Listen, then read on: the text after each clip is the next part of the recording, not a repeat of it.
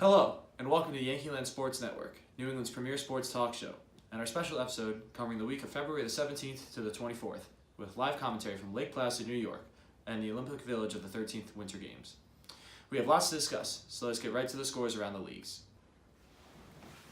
First, in the English First Division, Exeter City have reached the quarterfinals of the FA Cup for only the second time in their history, after beating Newcastle United 4-0, continuing their Cinderella run in the competition by beating yet another top side. Next, we'll go to the NFL, where major rule changes have been announced following the annual league meetings this past week. A 10-second runoff will be implemented when a team commits illegal actions to conserve time within the last minute of either half or overtime. Teams will have the option to take a timeout to avoid the runoff if they still have any remaining. The actions include intentional grounding or pre-snap penalties like false starts or offsides. In the NHL, the Boston Bruins continued to trail Adams Division leaders, the Buffalo Sabres, keeping the race for the top seed close, while the Hartford Whalers are in fourth place in the Norris Division, struggling but still holding their playoff seed in their inaugural year in the league.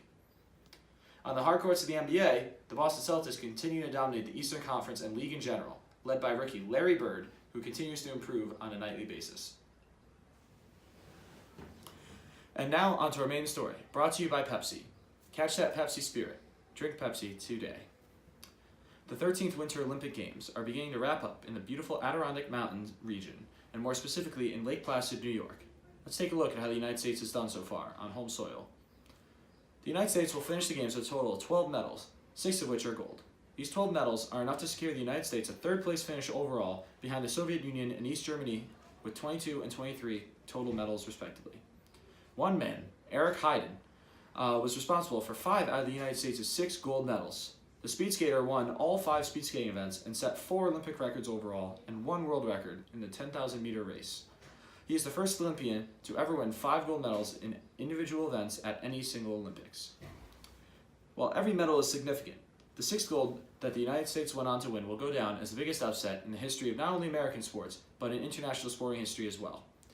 The United States ice hockey team won gold this past Sunday after defeating Finland 4-2, including a third period comeback from a 2-1 deficit.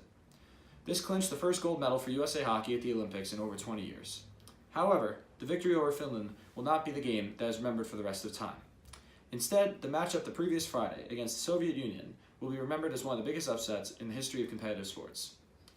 To provide some context, the Soviet Union had won the gold medal 5 out of the 6 previous Winter Olympic Games and were the favorites to win once more in Lake Placid. The team consisted primarily of professional players with significant experience in international play. They had also beaten the USA in an exhibition match 10-3 only a week and a half prior. In contrast to the professional experience of the entire Soviet team, the United States team, led by head coach Herb Brooks, consisted exclusively of amateur players and was the youngest team in the tournament and in U.S. history with an average age of only 21. In the group stage, both the Soviet Union and the U.S. teams were unbeaten, only adding to the natural rivalry that the two teams felt due to the decades-old Cold War that continues to this day. As for the game itself, the United States fought back from 3 separate 1-goal deficits throughout the game before Mike Eruzione gave the Americans their first lead of the game with 10 minutes to go in the third period. From this point forward, goalie Jim Craig played phenomenally, saving every Soviet shot that was taken, and keeping the United States' fragile lead alive. The tension could be felt around the arena as the clock slowly winded down. Al Michaels gave the commentary call, heard around the world. 11 seconds. You've got 10 seconds. The countdown's going on right now. Morrow, up to Silk. 5 seconds left in the game. Do you believe in miracles? Yes.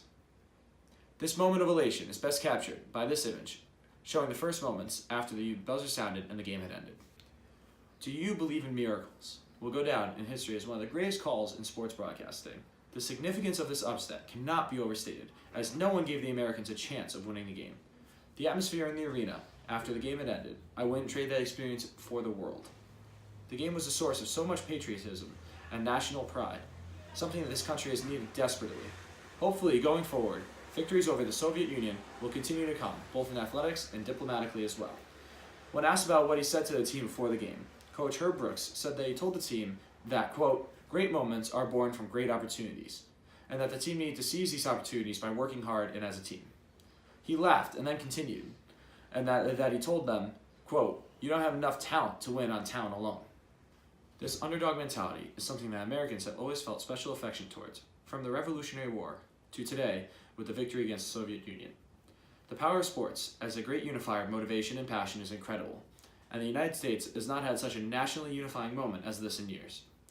We need to realize the great opportunity that this great moment has provided us and use it to rally ourselves as a country of great people in the constant struggle for international diplomacy. It may seem like a long shot, or as some may say, a miracle, but the ideal of peace between the Soviet Union and the United States is not that far off. It will just take unified effort. Do you believe in miracles?